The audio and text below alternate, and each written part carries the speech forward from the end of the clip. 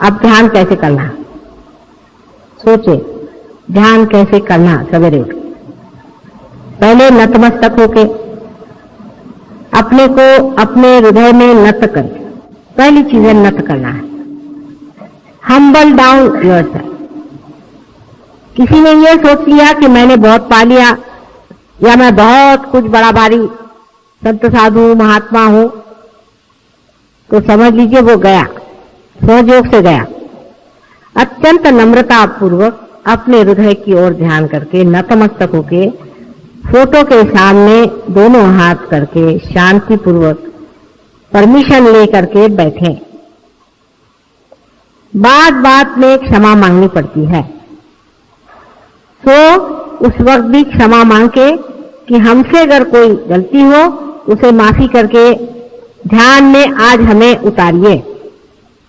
इस तरह की प्रार्थना करके जिन्हों से हमने वैर किया है सबको माफ कर देते हैं, और हमने अगर किसी से बैर किया उसके लिए तुम हमें माफ कर दो।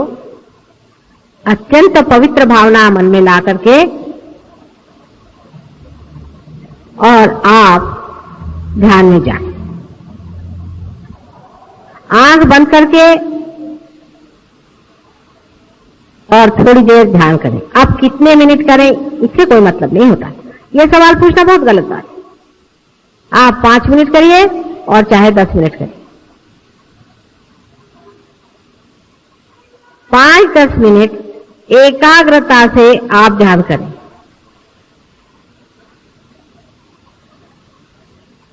नतमस्तक होकर के आप ध्यान करें। पर ध्यान करने से पहले इसको समझ लें, ध्यान करने से पहले जहां बैठ रहे हैं उस आसन में बंधन दे, अपने को बंधन दे, अपने शरीर को बंधन दे।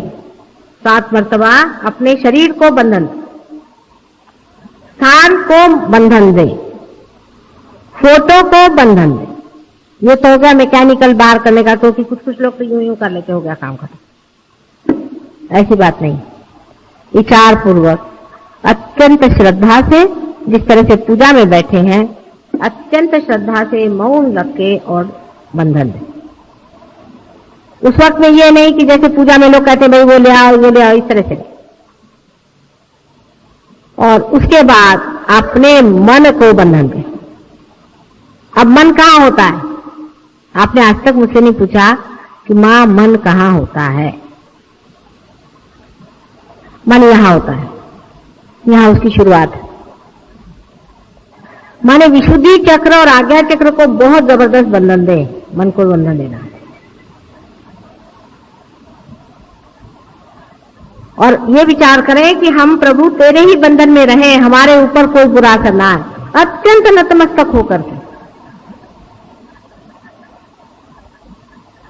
और उस वक्त में ये सोच के कि हम साक्षी हैं और सब चीज से हम अलग हट करके हम निर्मल हैं, उस चीज से हम उससे अछूते हैं। सब चीज से अपने को हटा करके और अब आप बैठ रहे हैं। आप ऐसा प्रयत्न रोज करें, आपको इसी की एक प्रकार से आदत लग जाएगी। अत्यंत श्रद्धा पूर्वक ध्यान करें सवेरे का समय, चाहे 10 मिनट और चाहे आधे घंटे, उसका कुछ फर्क नहीं पड़ता। ध्यान करते वक्त में कुछ हाथ ऊपर नीचे मत करिए। ध्यान करते वक्त में सिर्फ फोटो की ओर दृष्टि रखते रखते आंख को बंद कर लें और कोई हाथ पैर घुमाने की जरूरत नहीं। उस वक्त कोई सा भी चक्र जो खराब हो, उस चक्र की ओर सिर्फ दृष्टि करने ही से वो चक्र ठीक हो जाएगा, क्योंकि उस वक्त मैंने कहा है कि गति ज्यादा रहती है सवेरे के टाइम। अब पहले तो अपने चक्र वगैरह शुद्ध हो गए, उसके बाद अपने आत्म तत्व पर विचार करें या अपने आत्म तत्व, आत्मा की ओर चित्त ले जाए। आत्मा कहाँ होता है? किसी ने मुझसे ये नहीं पूछा आज तक कि मां आत्मा कहाँ होता है। आत्मा हमारे हृदय में होता है, लेकिन उसकी सीट जो है यहाँ सहस्त्रार के ऊपर में होती है। तो इसलिए मैंने कहा था कि हृदय में नतमस्तक हो और चित्त जो है सहस्त्रार की ओर ले जाके आत्मा के ओर समर्पित हो।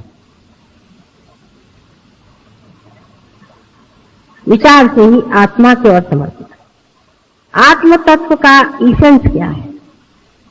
आत्म तत्व जो है वो पवित्रता है।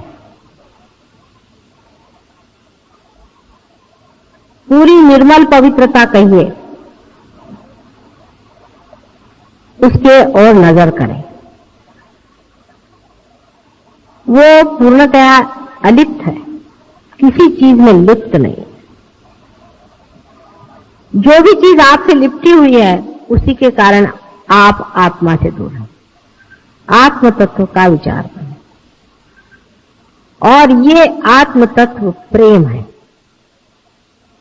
अनेक बार इसका विचार करें, बहुत बड़ा विचार है। आत्म तत्व प्रेम है। बहुत अनेक धर्म संसार में संस्थापित हुए, लेकिन उसमें प्रेम की व्याख्या कोई कर नहीं पाया। इसके कारण उसके अनेक विपर्यास हो गए। प्रेम की व्याख्या नहीं हो पाती, लेकिन प्रेम वही शक्ति है जो आपके हाथ से बह रही है। वही चेतना है जिसे लोग चेतना के नाम से जानते हैं, लेकिन ये नहीं जानते कि ये प्रेम है। चेतना को वो ऐसी शक्ति समझ लेते हैं जैसे बिजली और पंखा है। नहीं, आत्म तत्व प्रेम है। एक शब्द आप प्रेम कहते ही साथ आपके अनेक बंधन टूट जाए। जितना झूठ है, असत्य है, वो प्रेम के विरोध में है। अगर आप किसी को डांटते भी हैं और उसको सत्य बता रहे हैं तो आप प्रेम कर रहे हैं। आप स्वयं प्रेम है। इसलिए प्रेम तत्व पे आप विचार करते ही आप आत्म तत्व में उतर सकते हैं।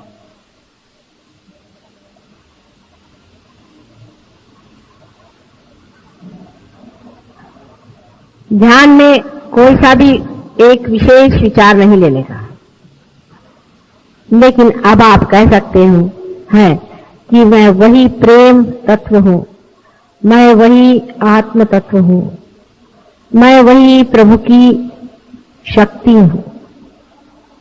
आप इसे कह सकते हैं। इस तरह से 2-3 बार कहते ही आप आशीर्वादित होंगे, क्योंकि आप सत्य कह रहे हैं। आपके अंदर से वाइब्रेशन जोर से चलने लगे। अब रोजमर्रा के जीवन में क्या करना चाहिए? रोजमर्रा के जीवन में आपको पता होना चाहिए कि आपके अंदर शक्ति प्रेम तत्व की है। आप जो भी कार्य कर रहे हैं, क्या आप प्रेम में कर रहे हैं या दिखाने के लिए कर रहे हैं कि आप बड़े भारी सहयोगी हैं? हम अगर कभी किसी को कोई बात कहते हैं या डांटते हैं तो हम देखते हैं कि दूसरे दिन वो आकर के सहयोगी में बैठ करके हमें गालियां देते हैं लोग, और उसके बाद कहते हैं कि हमारे वाइब्रेशंस क्यों चले गए। तो इस तरह की अगर आप मूर्खता करते हो तो बेहतर है कि आप लोग सहयोग में नहीं आए। सहयोग में वही आदमी आ सकता है और चल सकता है जो कुछ लेना चाहता है। उसको देने का कोई भी अधिकार नहीं है, उसको लेना ही है हमसे। वो अगर देना चाहेगा, उसकी वो शक्ति जब हो जाएगी तो बहुत ही बढ़िया चीज हो जाएगी। लेकिन आप तभी दे पाते हैं जब आप ले पाते हैं। इसलिए पहले लेना सीखिए। हमारे अंदर क्या दोष है? रोज के जीवन के इसमें आप देखते चले कि हम क्या चीज दे रहे हैं। हम प्रेम दे रहे हैं, क्या हम स्वयं साक्षात प्रेम में खड़े हैं? हम सबसे लड़ते हैं, सबसे झगड़ा करते हैं, सबको परेशान करते हैं और हम सोचते हैं कि हम सहयोगी हैं। इस तरह की गलतफहमी में नहीं रहना। अपने साथ पूर्णतया दर्पण के रूप से रहना चाहिए। माने अपने को पूरी समय देखते रहिए। समझ लीजिए हमारे माथे में कोई चीज लग गई तो आप बताएंगे माता जी आपके सर में कुछ लगा, इसको पोंछ लीजिए। इसी प्रकार आप अपने को देखते रहें कि देखिए हमारे यहाँ पर ये चीज लग गई है, इसको हम पोंछ लेते हैं। रोजमर्रा के जीवन में आपका जीवन एक उज्जवल होना चाहिए, आपके मुख पे कांति आनी चाहिए, आपके व्यवहार में सुंदरता आनी चाहिए, आप प्रेममय होना चाहिए। छूट के जैसे अगर आप बिल्कुल ही रसहीन हो तो आप सहयोगी नहीं, ये आपको पता होना चाहिए। जबरदस्ती के आप सहयोगी बने हैं, वो भी हम आपको चला रहे हैं इसलिए आप बैठे हुए हैं, नहीं तो हमें आप माफ कर दें और आप सहयोग में ना आए। थोड़े दिन में आप खुद ही निकल जाएंगे। इस तरह के लोग जिनमें प्रेम नहीं है, जो अपने को सोचते हैं कि हम बड़े बढ़िया आदमी हैं और बड़े कमाल के आदमी हैं और ये है वो बिल्कुल सहयोग के लिए व्यर्थ है। ऐसे लोगों को चाहिए कि जाएं दूसरे गुरुओं के जूते खाएं और वहां रहें। यहां पर सहयोग में आप परमात्मा के एक इंस्ट्रूमेंट बनने आ रहे हैं। अत्यंत नम्रता आपके अंदर होनी चाहिए, अत्यंत नम्रता। आपको घमंड छोड़ना चाहिए।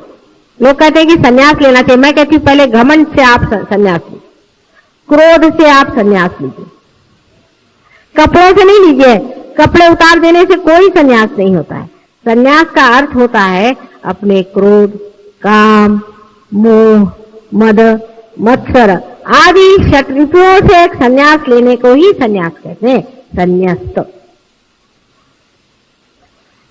ऊपरी संन्यास की बातचीत नहीं। तो अपने रोज के व्यवहार में अत्यंत शांति से, सबसे प्रेम से व्यवहार करें। अपने बाल बच्चे, घर वाले, इनसे सबसे सहयोग की बातचीत करें, सहयोग पर विवरण करें। अपने दोस्त बदलिए, अपना उठना बैठना बदलिए। ये आपके रिश्तेदार हैं, ये आपके सगे हैं, इनसे बातचीत करें, इनसे बोलें और ये लोग आपको बताएंगे कि हम लोग एक नई दुनिया में आ गए और हमारे पास एक नए वाइब्रेशन है। जब भी आप सफर करें, कहीं बाहर जाएं, किसी गांव जाना है, ये बता रहे थे अभी राहुरी से आए कि हम अपने साथ में जैसे सब लोग लेकर चलते हैं चीजें अपने ट्रैवलिंग की, वैसे हम अपने साथ में थोड़ा सा तीर्थ, मेरे पैर के पानी को तीर्थ कहते हैं, तीर्थ और कुंकू और ये सब वाइब्रेटेड हम लेके चलते हैं। रास्ते में कोई आदमी बीमार दिखाई दिया, चलो उसको तीर्थ पिला दिया। कोई आदमी ने धर्म की चर्चा की, उसको फोटो दिखा दिया, देखो भाई ये माता जी है और तुम चाहो तो उनको पार कर सकते। जहां जो आदमी मिल जाए वो अपने साथ रखे रहिए। अच्छा चलिए आपको हम कुंकू लगा देते हैं, देखिए आपको कैसे लगता है, ये हमारी माता जी। पूरी समय दिमाग इधर उधर दौड़ता रहे कि सहज योग को किस तरह से हम प्लावित अपने जीवन से कर सकते हैं। उसी समय आप देखिए कि आप बहुत गहरे उतर सकते हैं। लेकिन कुछ लोग ऐसे हैं कि सहज योग में सिर्फ ऐसे आते हैं जैसे मंदिर में आए चले गए, और फिर उसका दुष्परिणाम हमेशा आएगा। यहाँ पे ऐसे लोग हैं अभी बैठे हुए कि जिन्होंने जब से सहज योग से पार हुए हैं तब से कोई उनको एक बीमारी नहीं है, महाबीमार थे, उनको कभी बीमारी नहीं, एक बार भी वो डॉक्टर की सीढ़ी नहीं चढ़े, कभी उनको कोई तकलीफ नहीं हुई, उन्होंने एक दवा नहीं ली जब से वो सहयोग में आए। बुद्धे भी हैं उनमें से कुछ जो हमेशा डॉक्टर के पास जाते थे और अस्पतालों में घुमा करते थे, वो सब कभी भी नहीं गए। ऐसे यहां बहुत से अनेक उदाहरण। इतना ही नहीं पर उन्होंने दूसरों को भला किया। इसका कारण यह है कि जो कुछ भी स्वास्थ्य के लिए, एक सहयोग के लिए आवश्यक है वो करते रहे और इस वजह से वो ठीक।